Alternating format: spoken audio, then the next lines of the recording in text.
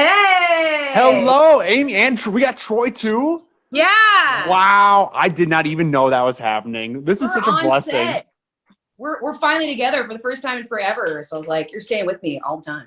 I feel honored. What's up, guys? I'm Jordan from 93X in Minneapolis. What's popping? That was a dumb question. A lot's popping. It's album release day. Yeah, and we're in your town filming our music video. That's incredible. Where are you guys at right now? I can't tell you that. I don't want you coming down here, but we're in Minneapolis. I was going to bring you some food. My wife rolls some great sushi. I was going to deliver. All right, I'll tell you after we get off this thing. Okay. Sounds good. The Bitter Truth. It's out. The first album of original, right, music from Evanescence in a decade. How does it feel? What's going through your guys' head? Feels awesome. Feels great. Good to have it out there finally. Yeah, it's been a long time coming. This is a lot of music. A lot of it's been written like over the course of a long time. It feels like a great release to have it be released. And it sounds great too. Just upon the initial listen this morning, it was orchestral, it was electronic. I felt like I was listening to like a movie soundtrack. It was a journey. It was fully immersive. So you guys absolutely crushed it. Like you said, it was a long time coming. It feels well earned. What sparked the Evanescence creative journey with this album? What brought you back to this point of releasing a new record?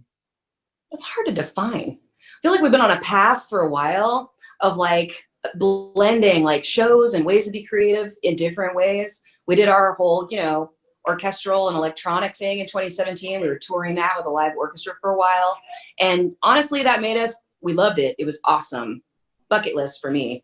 But it really made us want to get back to like rocking like we rock. So I don't know, we really let the chains off, let the pendulum swing the other direction for the writing process and for the recording process, and especially everything that's been going on the past couple of years. Just there's a lot of big angry feelings to get out in music. So it's been awesome to have that outlet for that.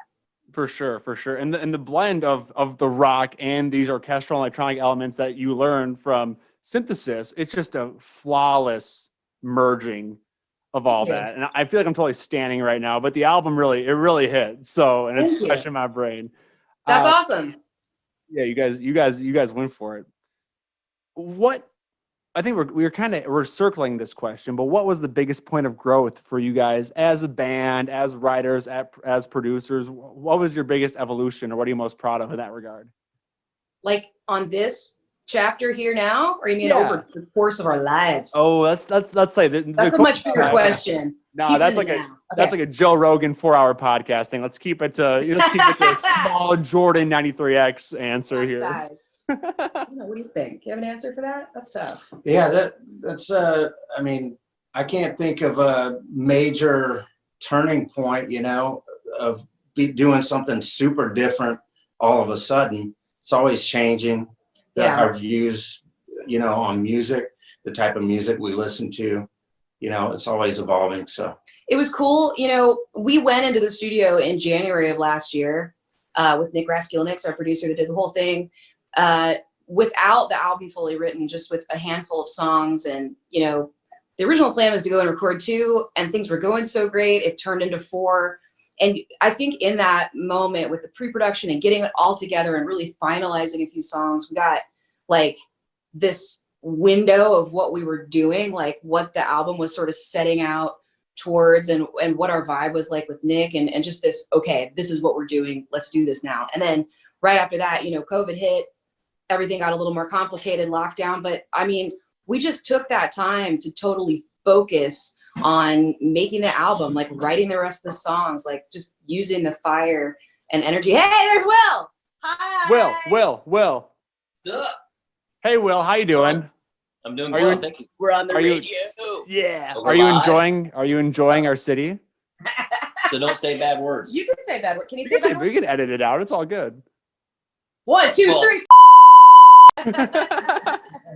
So you started in January. You guys started, recording, like you said. So, but then in March hits, everything changes. So the majority of this record was conceived in lockdown apart, correct? You guys didn't spend much time in the studio together, bouncing ideas off, right?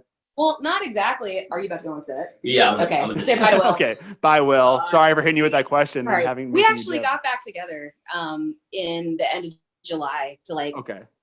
We all took COVID tests. We sent tour buses to both coasts, brought the guys together. Jen has had to work remotely the whole time from Germany, sending her parts. But the rest of us got together and had like really creative time. We even wrote a couple of new songs at the end there last fall, at the end, you know, of all that. And just stayed, you know, in Nick's place, bubbled up, creating the whole thing. So more of it came out of even getting to be back together again, which was awesome.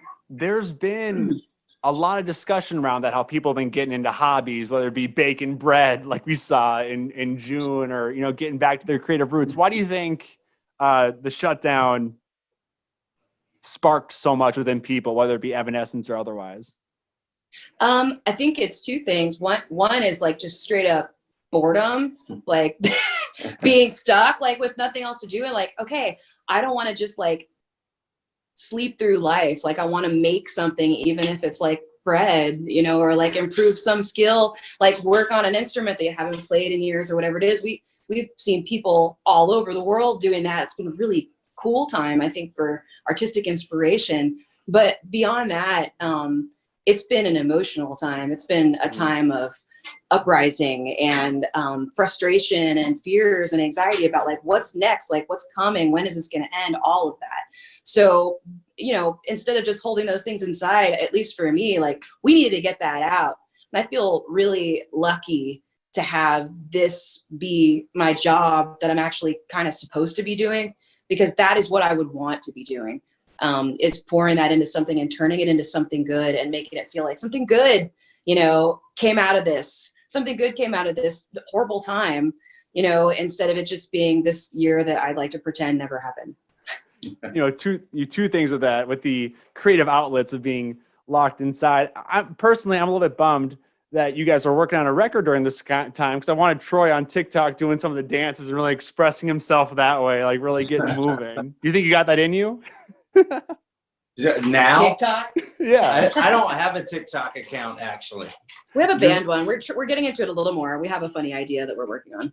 I cannot wait to see it. I think I'm with you. I held out on it for as long as I could, but now I love it. My feed is all Star Wars and like personal finance videos.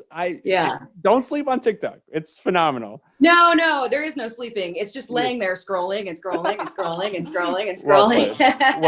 Well played. And then you hit on, you know, the main idea of this album, resilience, overcoming. Evanescence has had their share of challenges to overcome, while simultaneously, while you hit on this, the creation of this album was made in 2020, overcoming once in a century circumstances. How much of that theme of the bitter truth is rooted in your guys' own personal experiences versus speaking to the world, or is that difference indistinguishable? It's got to be both. For me, like it's got to come from my perspective. If like I got to sing from my heart, like what I know, like what I'm going through. But that in so many ways in this time has felt like something that I'm not alone in. Feelings of loss, feelings of like just the rage against, like just there's a lot of things where I feel like I have something to say and it might actually speak to somebody else feeling the same way, because we're all going through something together. So it's totally both.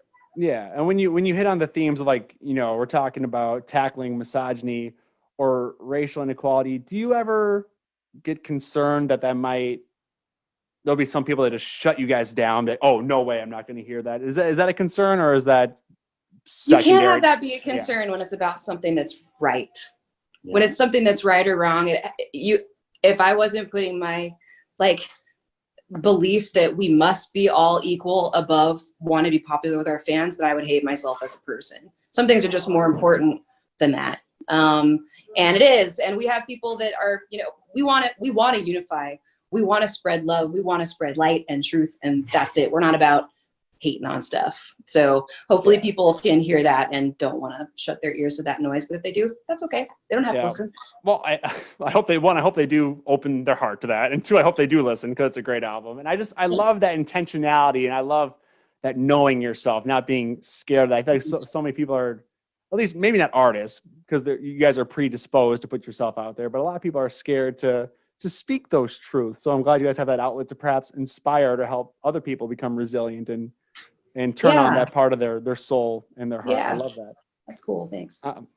In this modern era, you guys can easily throw out single after single just on streaming service. Like you said, we went to record 2 songs and 4 songs, and now it's a full album. It's much easier just to throw out singles than making this big, lovely, sonic and thematic cohesive work. Why did you guys do it the hard way? Why did you go back to doing it the old-fashioned, difficult way? Well, we're in a rock band and we got standards. We got something to live up to, especially after not coming out with stuff for so long. Like, our fans expect that of us. And so do I. The intros and the segues and the journey and the arc of a record, that's important to us. We grew up listening to music that way and loving albums. Dark Side of the Moon. I mean, it's important, I think, that you can write songs that are great by themselves.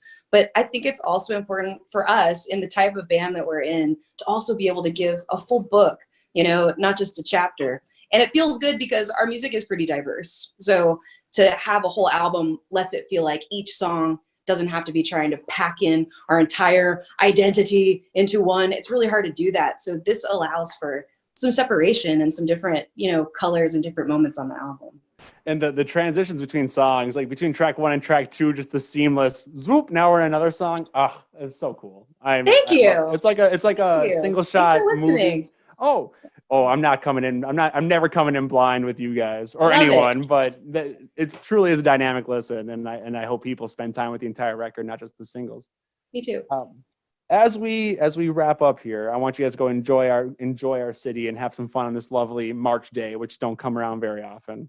Have you been outside? Yeah. Okay. We've been working our butts off, man. Oh, This thing's gonna be awesome. I can't wait to see it. But we're all indoor.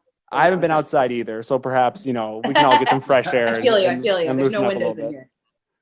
Yeah. At this point in your guys' career, you're revered and loved by fans and critics alike. You got awards. You've done it all, and if you haven't, you nearly have. So what is the Evanescence goal? How do you define success at this point in your career where everything has been accomplished almost? I feel like that's just got to be about the art itself. We want to make something fantastic. We want to make something that we love. We want to make something we can go out and play live and have our fans love and live in. I want to make something honest and true that I can be proud of forever. That's success.